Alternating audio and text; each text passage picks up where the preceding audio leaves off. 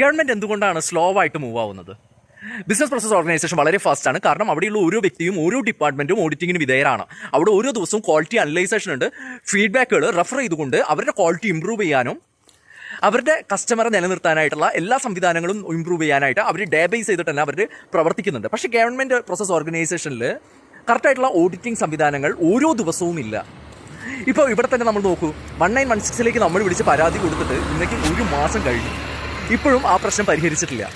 ഇതിൻ്റെ വെള്ളം ലീക്കാവുന്നത് തുടങ്ങുന്ന പ്ലേസ് മൂടി വെച്ചിരിക്കുകയാണ്. അതിൻ്റെ ഇമേജ് ഞാനിവിടെ കൊടുക്കുന്നുണ്ട്.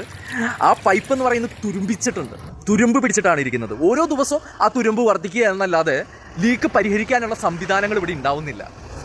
ഓക്കെ, വെള്ളം ഇപ്പോഴും ലീക്കായിക്കൊണ്ടിരിക്കുകയാണ്. അപ്പോൾ ഗവൺമെൻറ് പ്രോസസ്സ് എത്രത്തോളം സ്ലോ ആണ്, ബിസിനസ് പ്രോസസ്സ് എത്രത്തോളം ഫാസ്റ്റ് ആണ്. അപ്പോൾ ഇവിടുത്തെ മാനേജ്മെൻറ്റ് സ്ട്രക്ചർ കറക്റ്റ് അല്ലാത്തത് ജനങ്ങളുടെ പ്രതികരണശേഷി വളരെ കുറഞ്ഞതുകൊണ്ടാണ് എന്ന് പറഞ്ഞുകൊണ്ട്